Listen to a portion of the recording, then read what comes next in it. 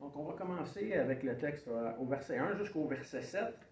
Et par la suite, on va aller lire le verset 11. Donc, c'est les versets qu'on va utiliser ce matin. Donc, 1 Timothée 3, verset 1. Paul parle à son protégé Timothée, un frère dans la foi. Cette parole est certaine. Si quelqu'un aspire à la charge d'évêque, il désire une œuvre excellente. Il faut donc que l'évêque soit irréprochable, mari d'une seule femme, sobre, modéré, réglé dans sa conduite, hospitalier, propre à l'enseignement. Il faut qu'il ne soit ni adonné au vin, ni violent, mais indulgent, pacifique, désintéressé. Il faut qu'il dirige bien sa maison et qu'il tienne ses enfants dans la soumission et dans une parfaite honnêteté. Car si quelqu'un ne sait pas diriger sa propre maison, comment prendra-t-il soin de l'Église de Dieu? Il ne faut pas qu'il soit un nouveau converti, de peur qu'enflé d'orgueil, il ne tombe sous le jugement du diable. Il faut aussi qu'il reçoive un bon témoignage de ceux du dehors, afin de ne pas tomber dans l'opprobre, dans les pièges du diable. Verset 11. Les femmes, de même, doivent être honnêtes, non médisantes, sobres, fidèles en toutes choses. On va voir que tantôt que le verset 11 ne parle pas des femmes anciennes, mais des femmes des anciens. Donc, je vous ai donné des notes pour vous donner un résumé, disons, de ce qui est contenu en détail, là, de ce que veut dire l'usage de chaque mot par rapport au passage.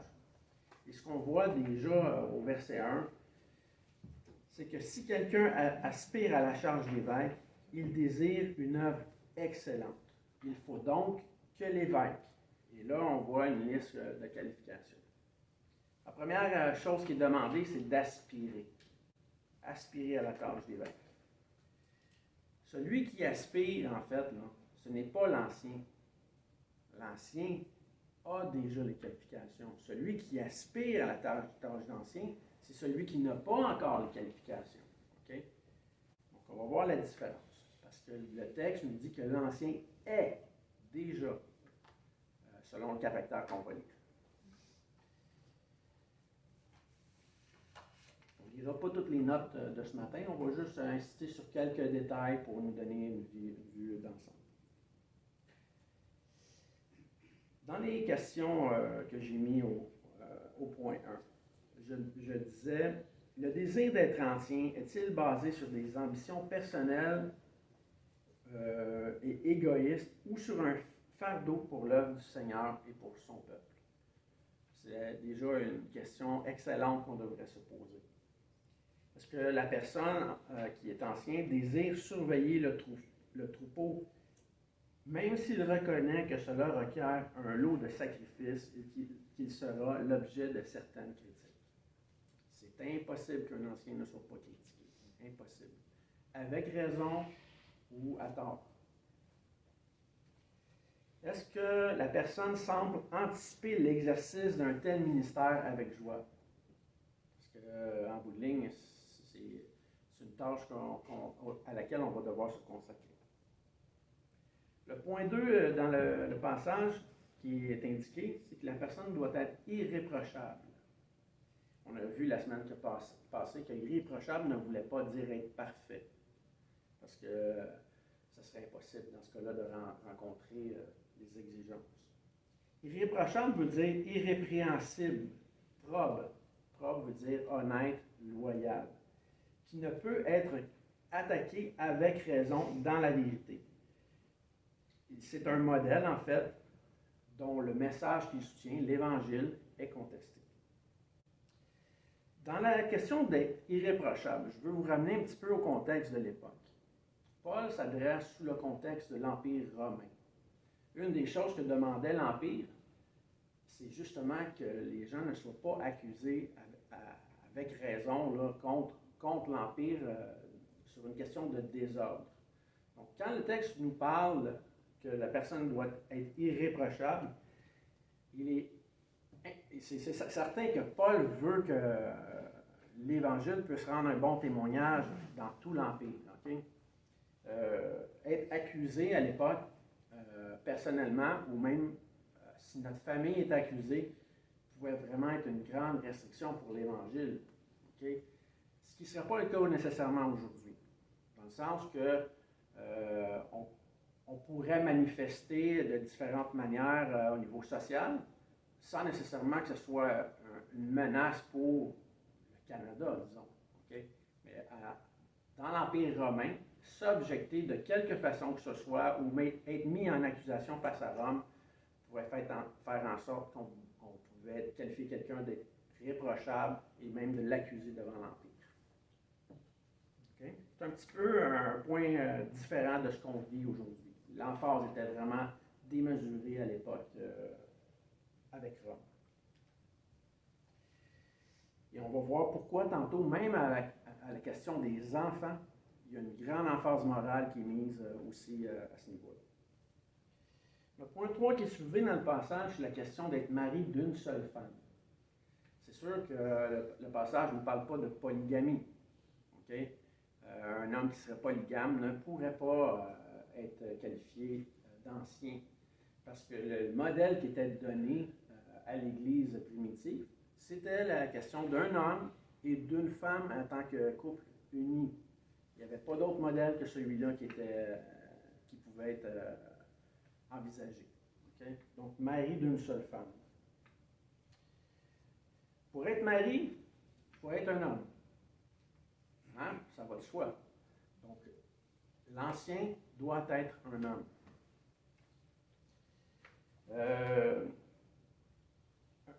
Un homme de sexe masculin. Donc, aujourd'hui, quand on fait valoir dans nos sociétés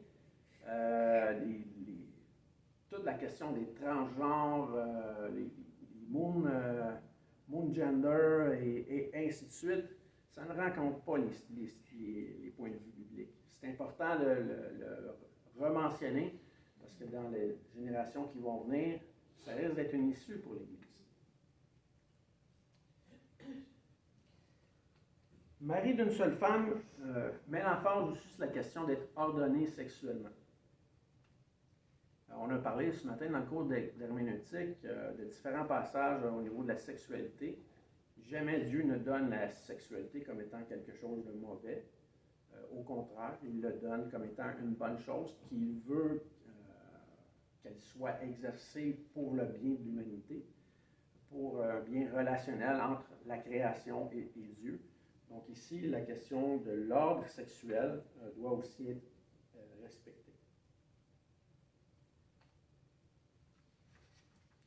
Quelqu'un qui serait en concubinage, qui refuserait de se marier, mais qui choisirait de vivre en concubinage avec quelqu'un, serait aussi disqualifié. On voit que Paul n'était pas marié dans la Bible. En tout cas, à première vue, c'est ce qu'on semble transpirer des textes qu'on lit.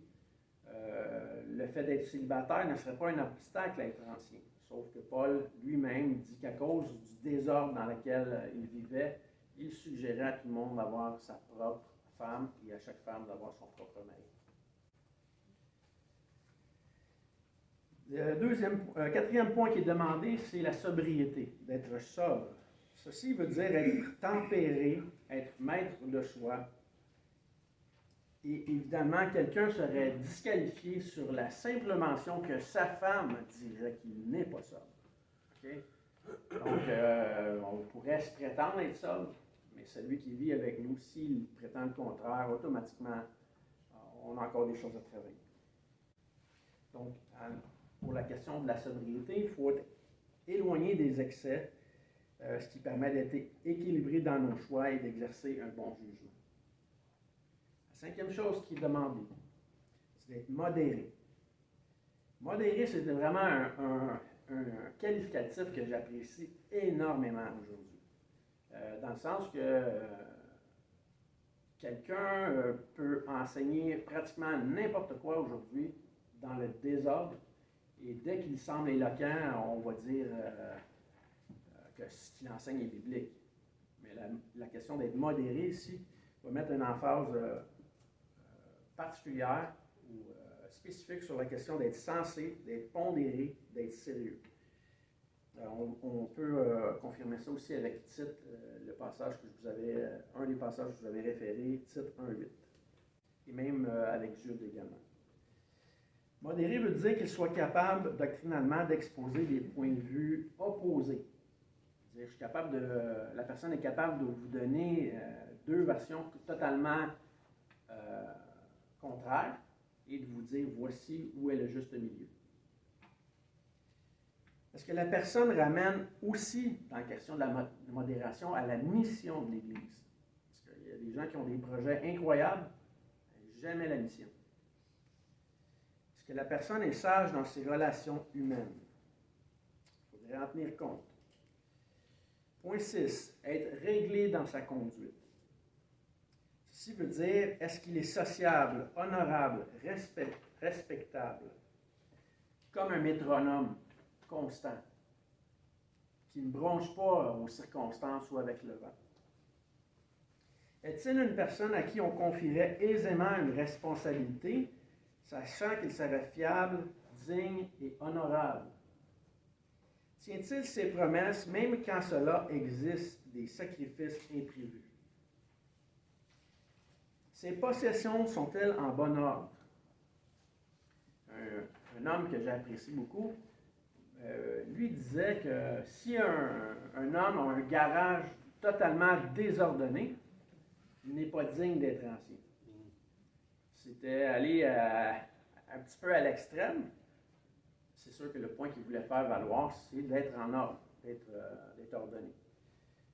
Moi, je dirais que si quelqu'un a un garage qui est totalement ordonné, c'est un garagiste.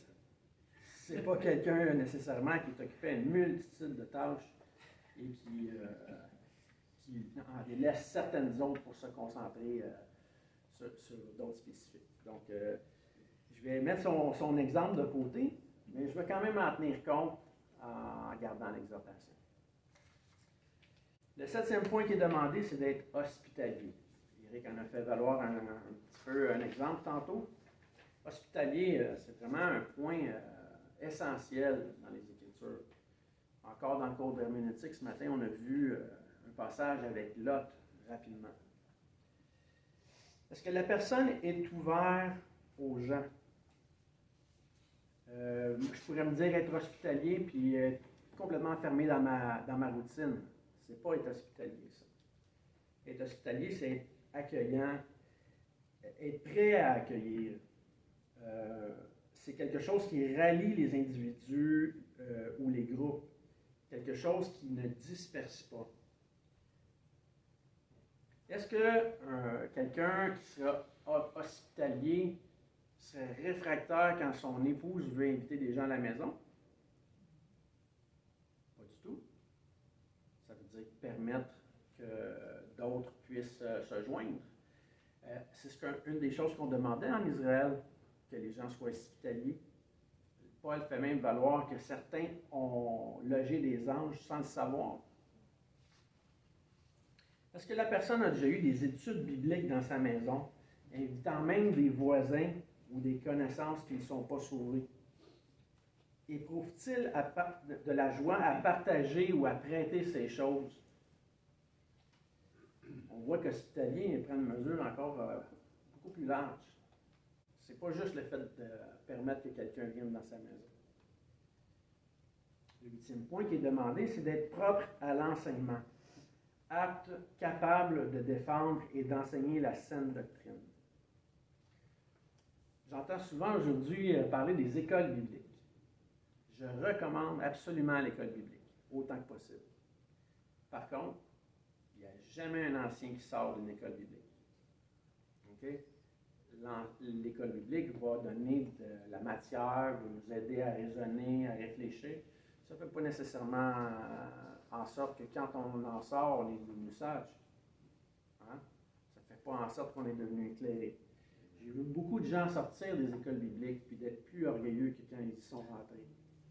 J'ai vu des gens aussi que je devais reprendre sortir des écoles bibliques parce que leur théologie qu'ils avaient développée était totalement opposée même à ce qu'on enseigne sur les bases du salut.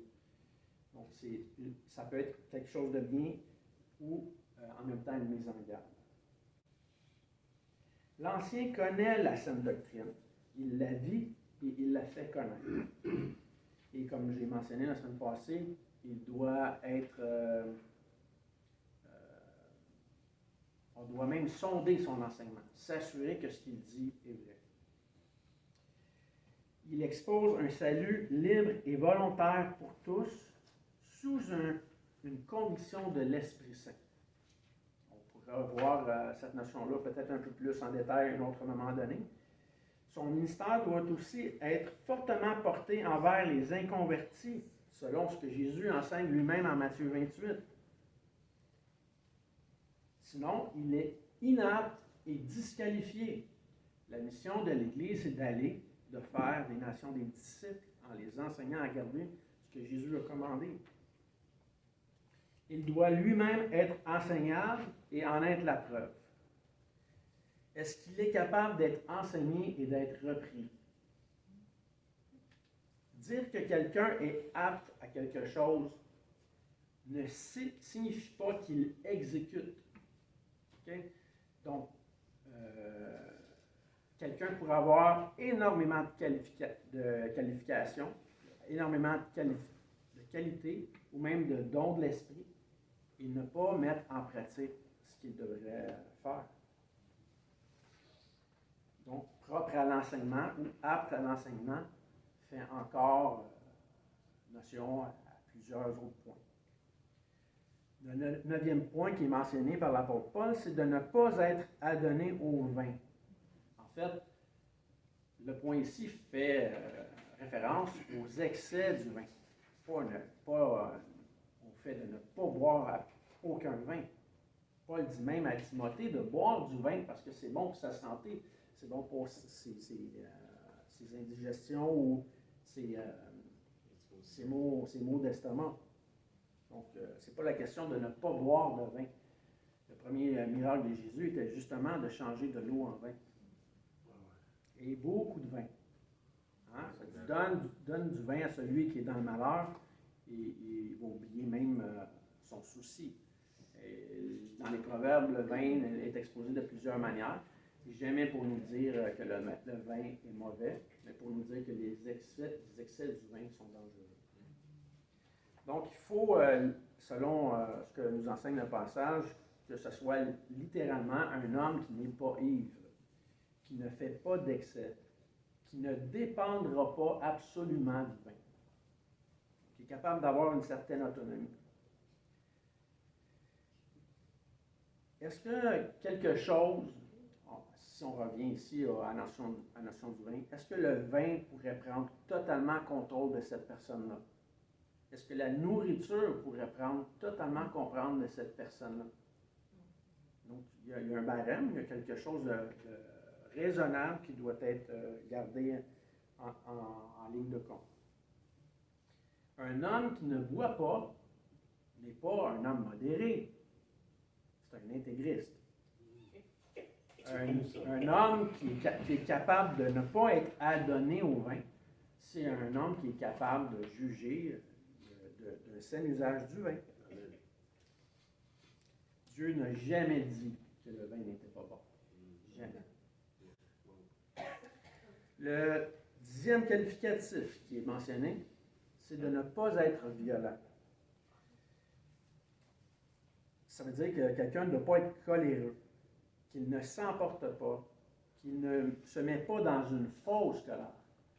Jésus a été en colère. Dieu a été en colère dans l'Ancien Testament, on le voit à plusieurs reprises. Ce n'est pas d'une saine colère ici qui nous est mentionné. C'est vraiment d'un excès de colère injuste. La 11e qualification, c'est d'être indulgent.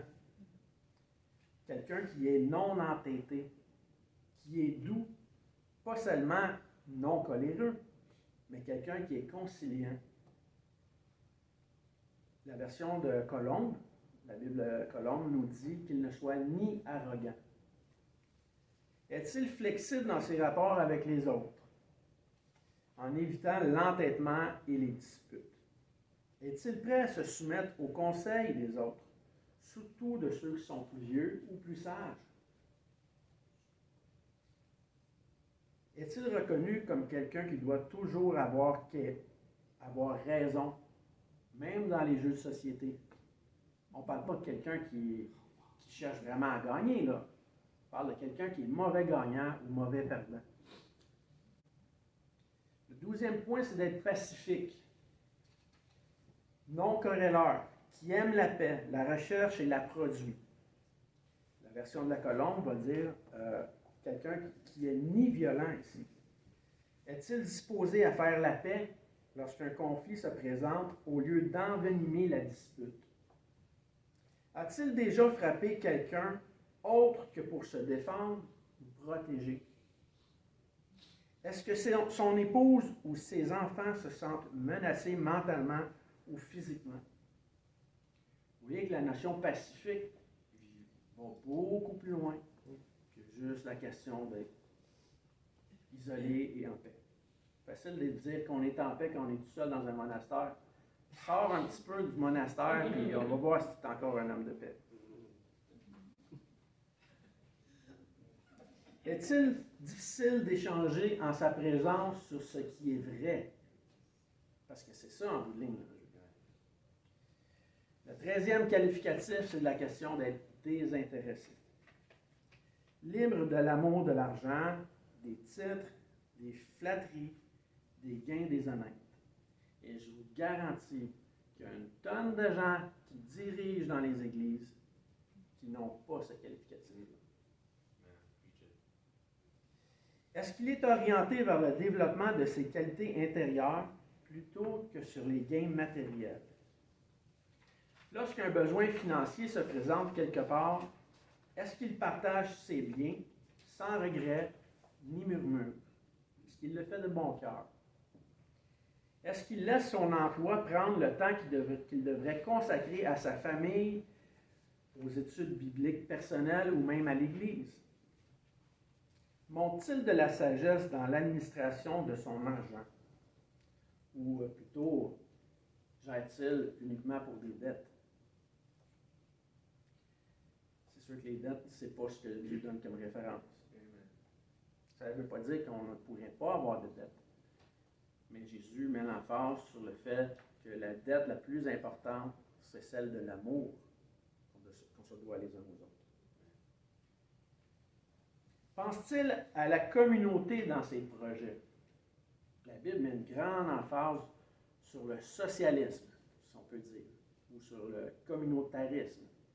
Si ma seule préoccupation est mon bonheur, je ne suis pas ici en train d'être un homme désintéressé.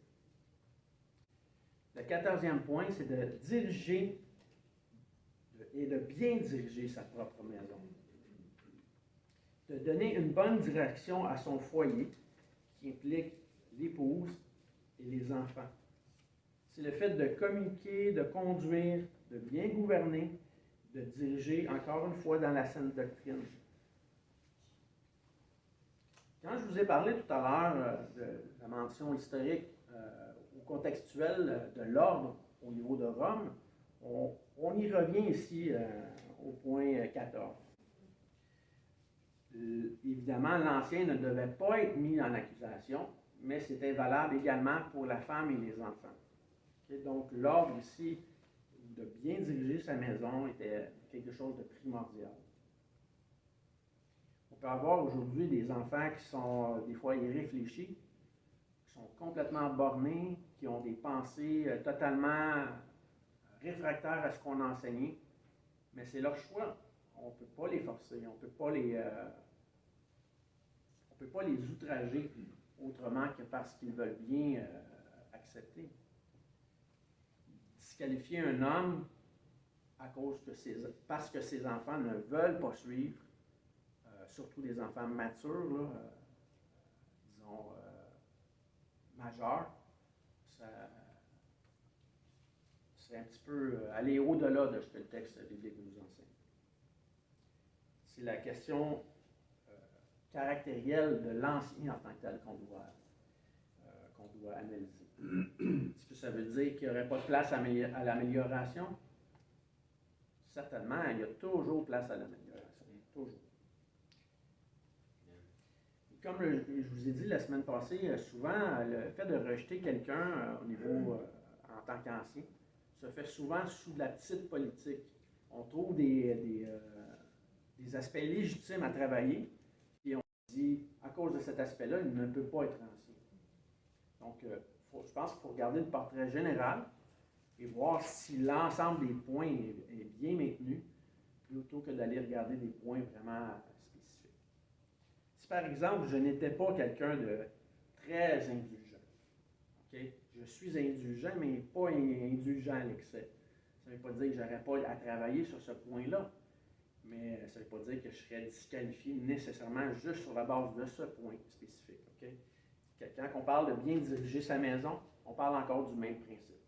Donc, c'est pas d'aller regarder un aspect particulier sur la vie de nos enfants. C'est pas non plus de tolérer tous les excès en disant que ça justifie que la personne soit apte à diriger l'Église. Chacun a ses choix et le père, bien que devant être un modèle, ne peut forcer la conversion de ses enfants. On aimerait voir un homme parfait avec une parfaite famille, mais c'est difficilement conciliable. Un point qui me semble être fort important dans la question qu'on vient de voir ici sur le fait de diriger bien sa propre maison, c'est le fait que le père devrait recommander avec instance la foi dans sa propre famille, tant que ses enfants vivent et se placent sous son toit. Un père est un père toute une vie et demeure maître sous son toit. Un père aimant ne repoussera jamais ses enfants hors du foyer. Au contraire, il les soutiendra autant que possible. Mais les enfants doivent réaliser et sentir que la foi est une décision qui implique des actions à produire, tant qu'ils le consentent et tant qu'ils consentent à se placer sous l'autorité du Père dans et hors du foyer. Donc, on ne peut pas forcer nos enfants. Le point 15 est un petit peu relié au point 14 de ce que Paul nous enseigne. Ça nous dit qu'il tienne ses enfants dans la soumission, en toute dignité. Qu'il tienne ses enfants dans une parfaite honnêteté, en toute dignité. Ayant des enfants fidèles, encore une fois, en toute dignité. Le terme tenir, selon le dictionnaire, la définition, c'est tenir, ça veut dire avoir à la main, dans les bras, ou maintenir quelque chose. C'est avoir sous son contrôle une chose ou une action. Contrôler ou tenir, ce n'est pas de contraindre ou de forcer par une supériorité. Okay? Donc, l'humilité doit toujours être la base du fait qu'on tient nos enfants dans la soumission. La question du service. Est-ce que l'ancien démontre de la sagesse dans les soins et la discipline de ses enfants, de sorte qu'ils sont respectueux tant à la maison qu'en public? J'ai vu beaucoup d'hommes dans l'Église avoir des enfants et des gens qui personnellement avaient de très belles qualités, mais dès qu'on parlait à leurs enfants, on était complètement découragés. Donc, l'ancien doit tenir ses enfants. Est-ce que les enfants sont polis, ayant la réputation de ne pas être insubordonnés ou insensés dans leur conduite? Est-ce que l'ancien passe du temps chaque semaine à enseigner ses enfants dans la vérité et la sagesse chrétienne? Certains vont même jusqu'à dire à chaque jour. Je pense que c'est un petit peu aller trop loin. Là. Je pense que la vie est déjà assez rapide. Il y a différents moyens d'enseigner juste par notre témoignage ou par nos paroles. A-t-il la difficulté à chercher la justice lorsqu'il discipline ses enfants? Parce que la Bible nous parle vraiment de discipliner nos enfants. Est-ce qu'il le fait dans la justice? S'il a des enfants plus vieux qui ont quitté la maison, recherche-t-il et respecte-t-il ses conseils malgré les désaccords? Vous voyez que la question de tenir bien ses enfants dans la soumission, dans une parfaite honnêteté et dans la fidélité prend des tangentes vraiment assez larges. La ligne est parfois mince entre bien appliquer la discipline et la dépasser. Penser que quelqu'un ne dépassera jamais la ligne, soit en tant que parent ou en tant qu'enfant, est complètement irréaliste, une utopie. Okay? La soumission n'impose pas la doctrine de Christ, elle la suggère, elle la recommande et la fait valoir. La fidélité des enfants n'est pas de la responsabilité des parents, mais le devoir de chaque enfant. Moïse, dans la Bible, est décrit comme étant l'homme le plus patient. C'est vrai? Et pourtant, à 2 reprises, il a retourné sa femme chez son père. Donc, ça ne veut pas dire que parce qu'on est un père mature, qu'il n'arrivera pas de pépins dans nos familles. Le verset 5, dans le texte de Timothée 3, met une emphase particulière en disant « Si quelqu'un ne sait pas diriger sa propre maison, il ne peut prendre soin de l'Église de Dieu. » La semaine passée, je vous avais parlé de que dès la Genèse, la question d'être père était primordiale. On le revoit encore dans le texte d'aujourd'hui. Ça devrait être prioritaire dans toutes les assemblées. Et même, ça devrait être prioritaire dans toutes les assemblées de travailler avec les enfants des anciens, par amour de l'ancien, par amour de la structure de l'Église. Moi, je dis souvent, est-ce que c'est quand la dernière fois que vous avez donné un téléphone, disons, à des enfants d'un ancien? Ils sont aussi importants que les autres dans l'assemblée. Ça fait partie du témoignage de l'Église. Quand les avez-vous invités à aller au restaurant, aller voir une partie de hockey? Ça fait partie aussi des bienfaits dans l'assemblée. Tous les enfants de l'assemblée devraient être aimés, de même que les enfants de l'ancien. Le point 16 qui est mentionné par Paul, c'est de ne pas être un nouveau converti. C'est un impératif. Ce n'est pas une suggestion. Jamais un nouveau converti, ni un jeune dans la foi. Un nouveau converti ne peut être humble dans tous les aspects de sa vie. Il doit être formé. Ça demande un temps de formation. L'encadrement est primordial pour la foi. Rien n'empêche un nouveau converti de servir, mais il ne peut être ancien avant d'être formé. Les apôtres ont été formés par Jésus sur plusieurs années. Des années. Même après la résurrection de Jésus, Jésus a pris 40 jours spécifiquement pour enseigner les anciens. Moïse, dans l'Ancien Testament, a été formé pendant 40 ans avant d'être capable de retourner voir le Pharaon. Donc la formation est primordiale. Jamais un nouveau converti.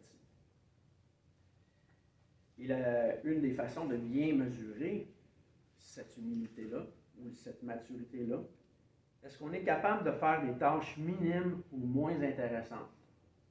Il y a des gens qui ne s'abaisseront jamais à ça. Ce n'est pas un problème de servir les autres. Ce n'est pas un problème de s'humilier. Est-ce que la personne peut demander pardon avec une bonne attitude? C'est sûr qu'on peut demander pardon. Si on le fait presque à regret, on le fait presque à tort. On peut demander pardon aussi avec une bonne attitude, idéalement. Accepte-t-il que d'autres plus vieux aient préséance? Considère-t-il l'avis des plus sages avant de se prononcer, d'enseigner ou même de prier? Est-il séduit par des doctrines judaïsantes? C'est un petit peu ambigu pour vous, peut-être, le terme judaïsant. Lisez l'Épître aux Hébreux. Okay? Donc, tout ça fait partie des dangers, disons, qui peuvent envahir un nouveau converti.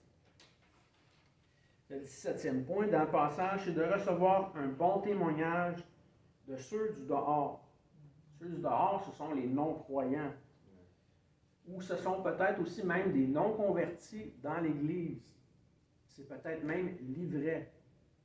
L'ivraies, c'est en fait des gens dans l'Église qui côtoient des gens sauvés, et qui refuseront toute leur vie de venir au vrai Jésus. Ils vont peut-être s'être fait un faux Jésus dans leur tête qu'ils vont servir. Mais ce n'est pas le Jésus des Écritures. Donc, rendre un bon témoignage. Recevoir un bon témoignage.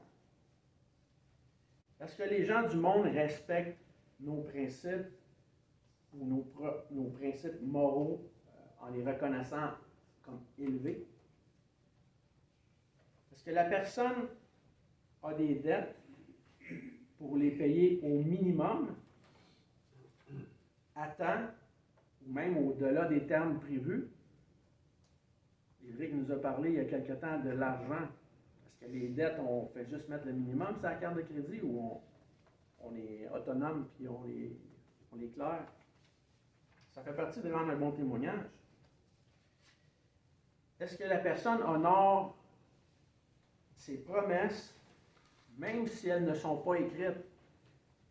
C'est facile de dire, ah ben non, regarde, le premier sous contrat, là, moi je ne me lie pas à ça. Non, tu l'as dit, respecte ta parole. Est-ce qu'il respecte les lois civiles qui sont conformes aux Écritures?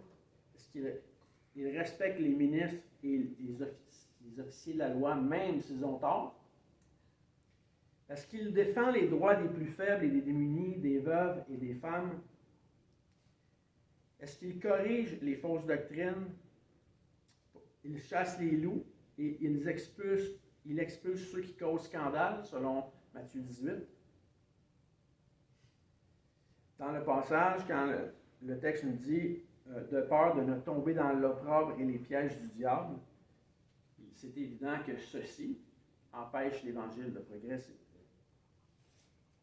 Le 18e point, et on arrive bientôt à la fin, il y en a 24, c'est la question d'être prompt. Est-ce que la personne est prompte? Qu'est-ce que ça veut dire? La version de la colombe va dire qu'il ne soit pas coléreux. Coléreux, c'est agir avec précipitation. Est-ce que la personne est assez remplie de l'esprit pour ne pas s'exprimer avec agressivité, quels que soient ses contacts journaliers avec les autres? Est-ce qu'on est capable d'être assez rempli de l'esprit pour être modéré? Est-ce qu'on a tendance à réagir souvent négativement avant même d'avoir entendu ou écouté l'ensemble des faits? Ça, c'est quelqu'un qui est prompt. Tu réagis même avant d'avoir toute l'histoire. Le point 19, est-il un disputeur? La version colombe va dire, est-ce qu'il est conciliant? Avoir un esprit coopératif quand on travaille avec les autres, c'est bien. Être rigide, ça l'est beaucoup moins. On peut être rigide parfois quand on se tient à la vérité. Quand sur une question d'opinion, à un moment donné, il faut laisser y aller, là, puis c'est simplement personnel. Est-il facilement ému de compassion? Ne pleure-t-il jamais? Quelqu'un qui n'aurait jamais compassion, qui ne serait jamais touché par le malheur des gens, qui n'aurait même jamais l'intention de pouvoir contribuer, est-il discuteur? On pourrait se le demander. Le 20e point, être gentil. Dans la version de la colombe, c'est traduit par la question d'être pacifique. Manque-t-il de patience avec ceux qui sont faibles spirituellement? Ou est-il prévenant? Prévenant, des fois, c'est d'aller au-devant, même on sait que ça va la blesser, mais on change nos paroles, on change notre discours pour essayer de lui faire comprendre comme il faut quel est le point. Le point 21, c'est d'aimer ce qui est bon. La colombe va traduire en disant « ami du bien ». Est-ce que la personne désire apprécier les choses que Dieu aime ou est-ce qu'il est...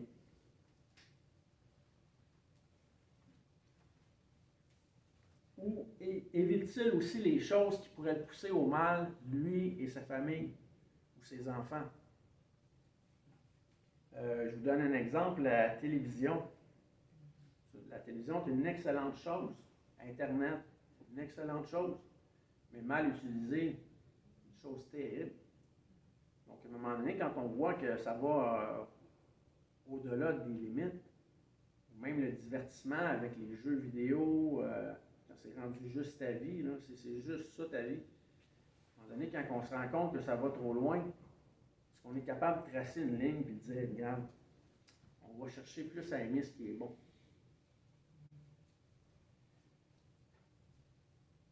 Est-il capable de bien discerner le bien du mal d'après les Écritures? Est-il capable, après avoir fait cela, de distinguer entre le meilleur de ce qui est bon? On pourrait se dire, oh, c'est une bonne chose. Oui, mais il y a quelque chose de meilleur encore. Tu es capable d'aller le trouver, là. Le 22e point, on arrive à la fin. Être juste. Est-il reconnu pour son impartialité et pour sa vie exemplaire? Donne-t-il des conseils sans avoir entendu les deux côtés de l'histoire? Ça semble logique des fois. Ah ouais, il a fait ça. Ah ouais, il a dit ça. Ouais, mais là, il faudrait agir comme ça. Attends, là, je ne vais pas me statuer tout de suite, là. J'entends ce que tu me dis, là. Laisse-moi juste aller valider. Et après, souvent, hein, ça fait une grosse différence. Peut-on dire de lui, voici un homme juste?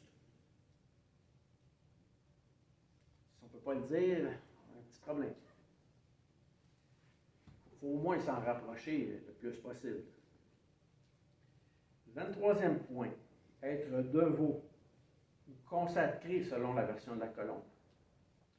Prie-t-il régulièrement et fréquemment? Éprouve-t-il du chagrin devant la méchanceté et l'injustice? Semble-t-il conscient de la personne de Dieu et de son droit de diriger sa propre vie? Est-il saint, séparé du péché, en communion avec Dieu?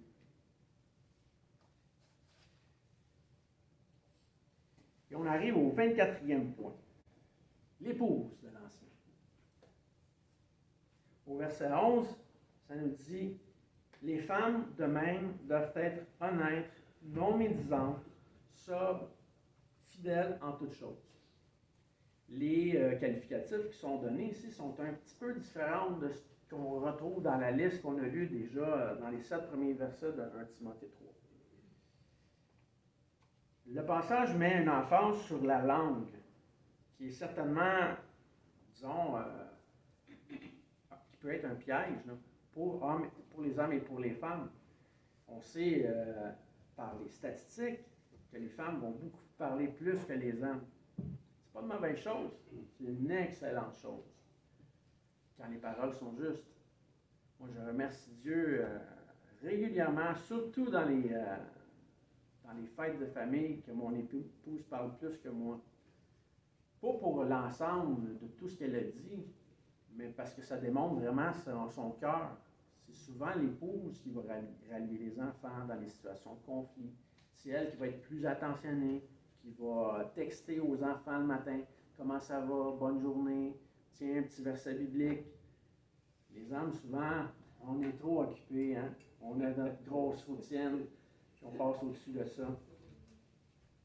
Donc, la notion ici, au verset 11, des paroles, que les femmes ne doivent pas être médisantes, qu'elles doivent être honnêtes, c'est vraiment pas péjoratif ici, c'est pas un reproche, au contraire, c'est de mettre en avant-plan un bon caractère. Okay? Ne reprochez jamais à votre épouse de parler plus que vous. Honorez-la, justement, quand elle se comporte bien. C'est un exemple pour nous, les hommes. La liste, au verset 11, peut être condensée, hein, on le voit, elle n'est pas très longue. C'est la preuve que Dieu ne demande pas à la femme d'être ancienne. La longue liste est donnée aux hommes et non aux femmes.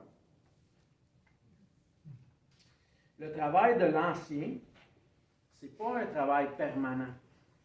Ce n'est pas pour un temps minime. Ce n'est pas jusqu'à une retraite à 65 ans. Ce n'est pas pour avoir un fonds de pension. Ce n'est pas pour avoir un salaire convenable. Le but est de faire valoir l'Évangile. On a des assemblées aujourd'hui, ici au Québec, qui déterminent des barèmes déjà avant que quelqu'un soit qualifié en tant qu'ancien, en disant voici combien tu vas gagner la première année. Un salaire de crève-faim. Je vous le dis, là, c'est vraiment des salaires de crève-faim. La deuxième année, tu vas avoir une majoration, on va dire, de 10 %. Après ça, ça continue de grimper. Puis là, tu as des avantages sociaux. C'est pas ça, hein, c'est pas ça la tâche d'ancien. Paul a fait des tentes. Il a été critiqué pour faire valoir l'Évangile. Beaucoup de gens ne seraient même pas capables aujourd'hui, ou n'auraient même pas le désir d'agir comme Paul par bonté pour les assemblées. Donc, il faut mettre tout ça des fois en perspective. Un ancien a un caractère qui fait en sorte que sa tâche ou sa personne va être appréciée en permanence.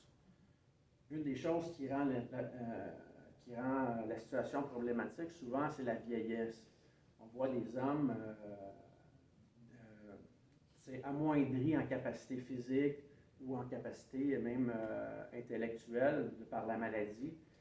Et on démet ces gens-là du caractère qu'ils ont porté toute leur vie. Je crois que c'est une grande perte pour les assemblées d'agir ainsi. Il y a un grand manque de respect aussi. Quelqu'un qui est amoindri peut contribuer à sa manière au bon maintien de l'assemblée, de par ses conseils, de par ce qu'il a appris, de par la sagesse ou même de par son vécu. Donc, je pense que avant de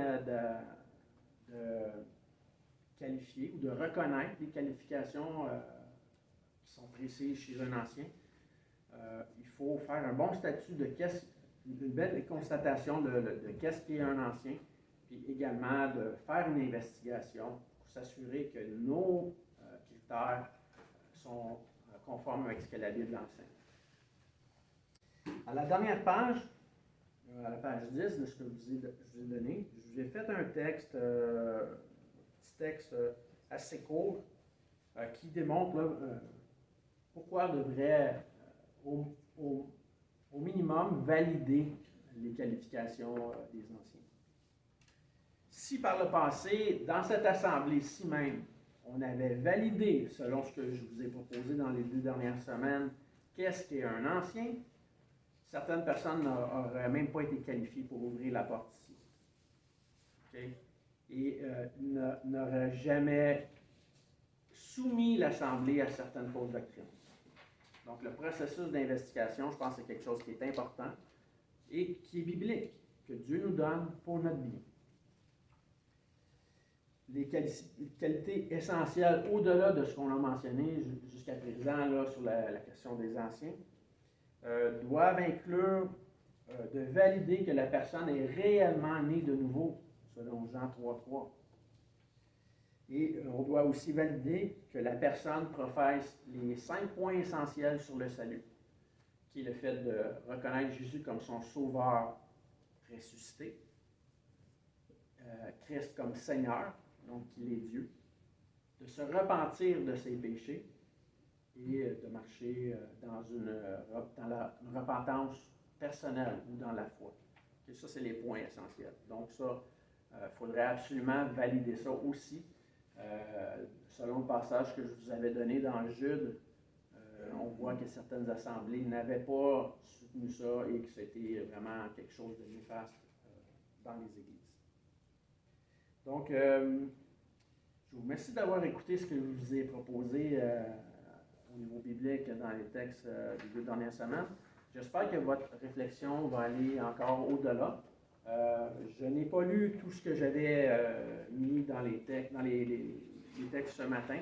Peut-être que les items que je n'ai pas mentionnés peuvent vous aider dans votre réflexion. Mais on doit réellement considérer les anciens comme étant le bien le plus précieux de nos assemblées. C'est le modèle le plus élevé que Dieu nous donne dans toute la Bible, et même au travers de l'Ancien Testament. Jamais Dieu n'a donné de texte aussi long ou un descriptif aussi précis que celui qu'il donne au sujet de l'Ancien. D'accord? Donc, on va juste terminer avec un mot de prière, mais ensuite, c'est là que je vais t'inviter pour continuer. Seigneur, je te remercie que le modèle parfait que tu nous as donné est Jésus-Christ. C'est celui en qui on doit vers qui on doit tendre, Seigneur, à ressembler. L'Ancien n'est pas le modèle en toute chose sur lequel on doit ressembler. C'est un homme simplement qui te sert par amour, Seigneur, qui aime ta parole, qui veut la faire valoir, qui la met en pratique et qui marche à la ressemblance de Christ. Je te demande de bénir chacun dans l'Assemblée, Seigneur, qu'on puisse aspirer à la maturité et au point même, si possible, un jour, si tu le permets, qu'on puisse être reconnu ainsi. Fait qu'on puisse être empreint d'amour, Seigneur, de sagesse les uns envers les autres, et qu'on se soumette les uns aux autres, Seigneur, parce que tu nous le commandes. Bénis chacun, Seigneur, et bénis le reste de la réunion aujourd'hui, Seigneur. Au nom de Jésus, je te prie.